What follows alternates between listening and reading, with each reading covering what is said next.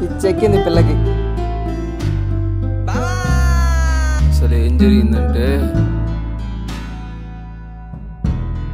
3 విషయాలు ఆలోచించాలి. తెలుసు అంకుల్, అందరినీ ఉంది అంకుల్, కోతిలోంచి పుట్టిన వాళ్ళం కదా. Good shot. పిచ్చోడా, నువ్వు చెప్పేది ఎలా ఉందంటే ఒక అడవిలో నువ్వు సింహం మాత్రమే ఉన్నారు. సింహాన్ని నువ్వు తినలేవని సింహాన్ని నువ్వు తినకుండా ఉంటుందా? God has a purpose for your pain and strength for your struggle. Never lose your faith.